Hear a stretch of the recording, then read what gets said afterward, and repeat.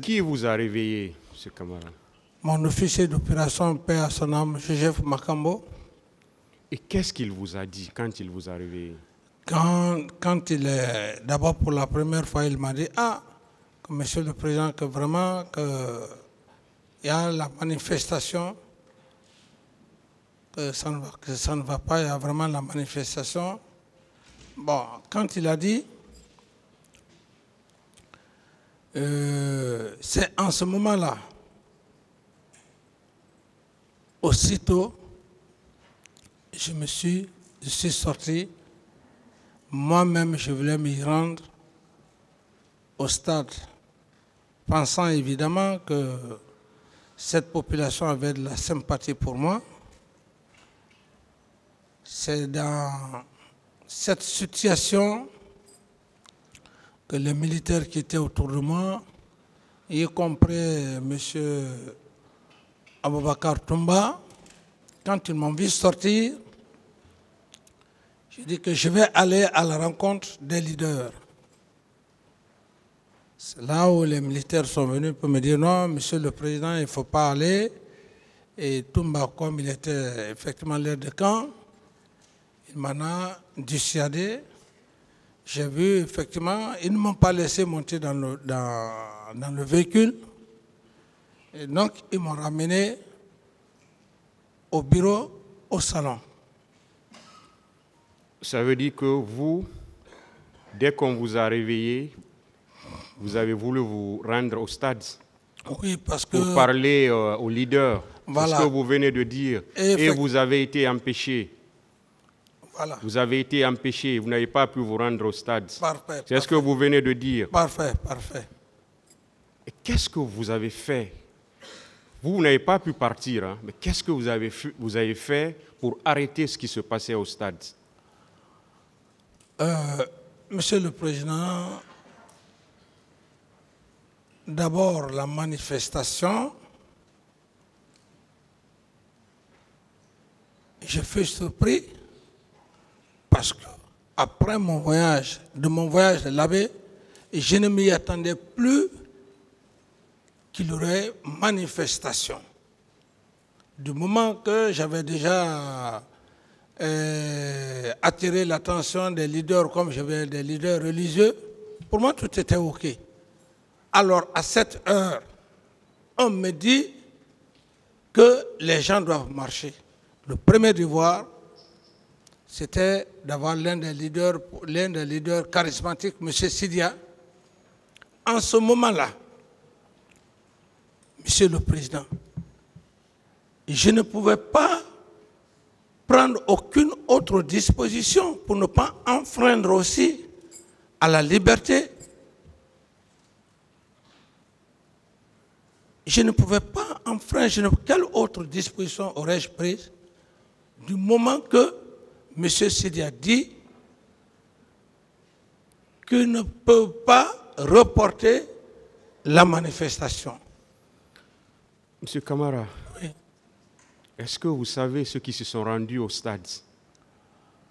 Oui, à ma connaissance, la personne qui s'est rendue au stade. Vous pouvez me citer certains noms? Voilà. Donc, dans cette situation, comme je venais de le dire, quand je voulais monter dans la voiture, M. Toumba, qui était mon aide de camp, mon homme de confiance, d'ailleurs, je puisse le dire, mon homme de confiance à l'époque, il a personnellement contribué afin que je ne parte pas au stade. Et donc, je suis revenu au bureau. Mais à mon fort étonnement, on vient me dire que M. Toumba est au stade. Donc c'est la seule personne, parce que là, on me l'a informé qu'il est au stade. Ils ne m'ont pas dit que tel ou X est au stade. Monsieur Camara, en votre qualité de chef de l'État, président de la transition, commandant en chef des forces armées, premier magistrat du pays à l'époque, vous n'avez pas pu connaître les noms de quelques personnes au moins qui se sont rendues au stade pour commettre ces exactions? Non, Monsieur le Président, vous avez parlé dans un cadre restreint par rapport à mon mouvement vers mon véhicule de commandement. C'est dans ce contexte que... C'est vous qui mettez dans ce cadre-là. Moi, je vous ai demandé, est-ce que vous pouvez citer le nom de certaines personnes à votre connaissance, s'il vous plaît? Parfait. À votre connaissance, qui se sont rendus au stade du 28 septembre pour commettre ces exactions? Parfait, effectivement, Monsieur le Président. Vous voudrez d'ailleurs bien m'excuser parce que, après tout, c'est un devoir pour moi de répondre à des questions très précises, ne pas faire des commentaires. C'est pourquoi je suis resté dans cet esprit, pensant que c'était, disons, dans ce contexte. Mais puisque vous n'êtes pas dans cet esprit, je ne voudrais pas trop m'évader, parce que quand vous ne me posez pas une question, je ne vais pas essayer de faire des commentaires. C'est pour cette raison que je me suis arrêté uniquement à M. Toumba par rapport à ma position. Mais, entre-temps, j'ai aussi appris que le colonel Tevro était au stade, et lequel d'ailleurs, après conversation avec les leaders, il m'a rapporté qu'il avait échangé, qu'il était parti effectivement pour les sensibiliser. Et puisque... Ça veut dire que c'est seulement ces deux noms que vous connaissez? C'est les deux noms que je connais, Monsieur le Président. Est-ce que vous avez appris que ce sont des bérets rouges de la garde présidentielle qui s'y sont rendus au stade? À ce niveau, lorsqu'il y a eu les massacres, c'est en ce moment, la presse, tout le monde disait que les bérets rouges du président Dadis, à la tête de son aide de camp, M. Toumba, sont allés au stade, les bérets rouges. Donc ça, c'est ce qui était vraiment courant. Vous n'avez pas cherché à savoir c'était qui ces bérets rouges? Non, ici, du moment que le commandant Toumba s'est déplacé, sans mes instructions, sans mon ordre, s'y rendre au stade de son gré, et je me suis dit qu'il ne peut pas aller au stade sans quelques éléments de l'unité. Donc, quand cela s'est passé, mon idée est partie directement des éléments qui composaient le régiment, qui sont partis avec M. Toumba. Ministère public, des questions.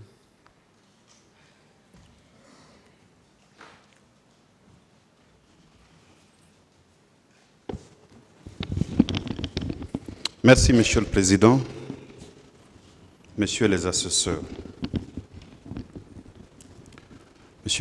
Monsieur Moussa Dadis Camara,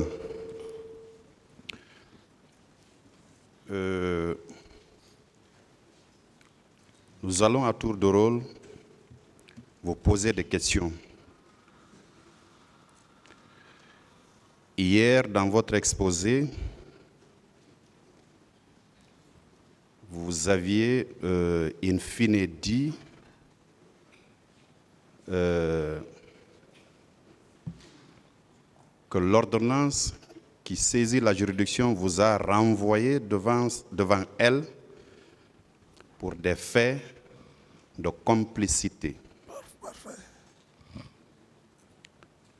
Et vous êtes allé jusqu'à vouloir dire que toute question qui sortirait de ce cadre-là, vous apprécierez l'opportunité de répondre ou non.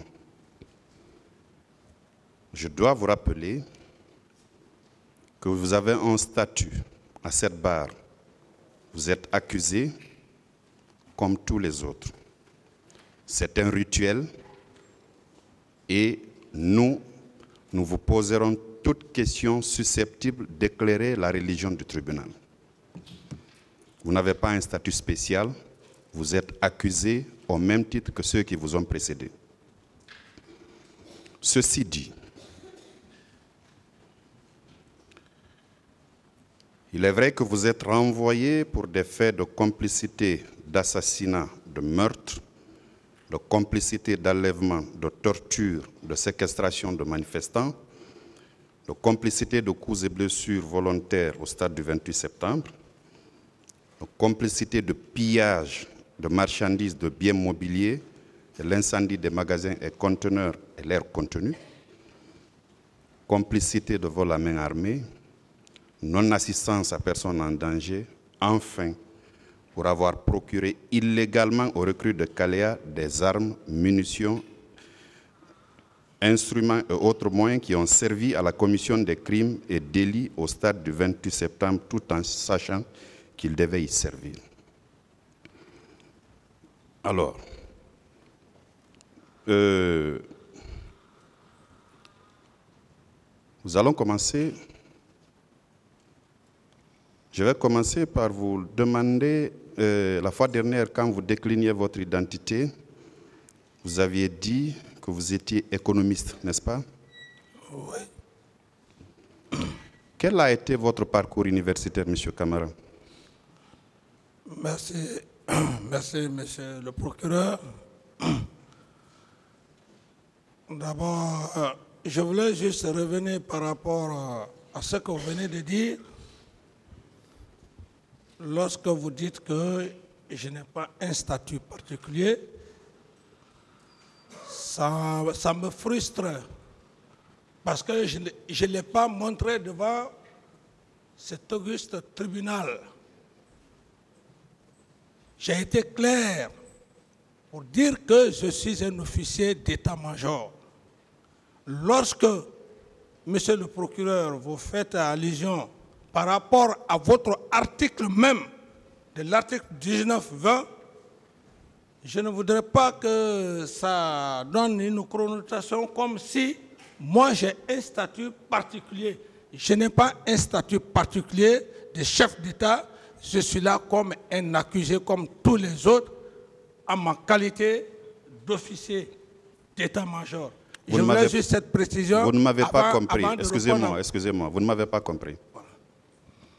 Ce que j'ai voulu dire, à l'image de tous les autres qui sont passés avant vous, qui n'ont pas défini la manière par laquelle nous allons poser des questions, j'ai commencé par vous dire que nous poserons toutes les questions susceptibles d'éclairer la lanterne de la juridiction de jugement. Merci, pas de problème, monsieur le procureur. Et que vous êtes accusé au même titre que tous ceux qui vous ont précédé. Parfait, parfait, monsieur. Vous avez compris? Oui, j'ai compris. Oui. Voilà. N'enlevez pas mes expressions de leur cadre. Merci bien.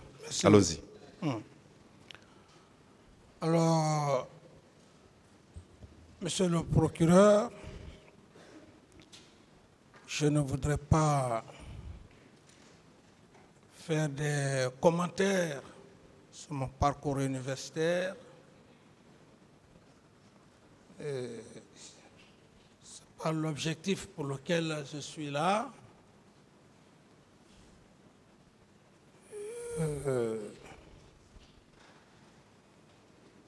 n'est pas l'objectif pour lequel je suis là. Je vais être très direct. Je ne voudrais pas m'évader. Incorporé au sein des Forces armées en 1990.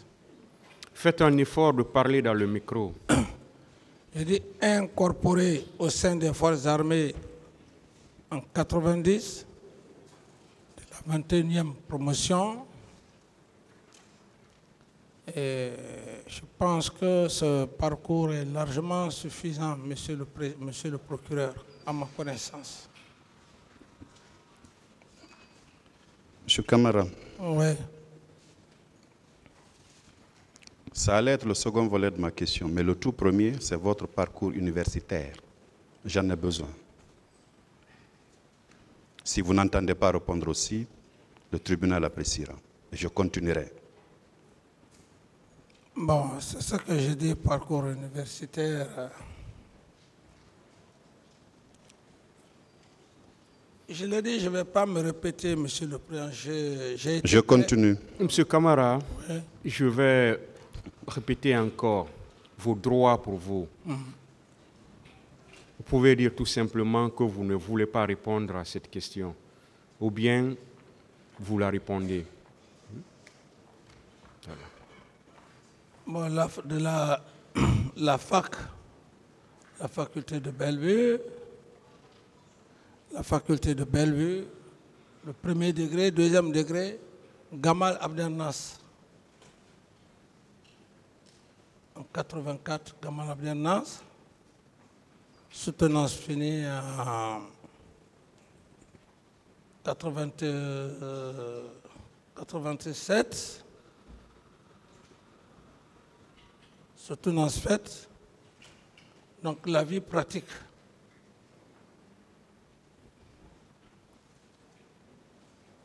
C'est tout? C'est tout, monsieur le procureur. Du premier degré, le premier degré, le second degré, parce qu'à notre temps, le premier degré consistait quoi? La première année, la deuxième année, la troisième année. Vous faites la troisième année, vous faites maintenant un concours pour accéder à l'université réelle. Très bien. Et cette époque, vous échouez en troisième année, on vous demandait si vous voulez travailler dans la fonction publique, ainsi de suite. Et ceux qui avaient la chance d'avoir le concours, ils accédaient directement à l'université. Donc c'était un peu notre système. Ce n'est plus comme aujourd'hui, de la première année, deuxième année, troisième année, ainsi de suite. À notre époque, il y avait une différence. Premier degré, deuxième degré, première année, deuxième année, troisième année, vous n'êtes pas considéré comme universitaire. Était seulement considéré universitaire que ceux-là qui avaient obtenu le concours d'admission pour Gamal. C'est pourquoi je parle de premier degré et de deuxième degré. Très bien.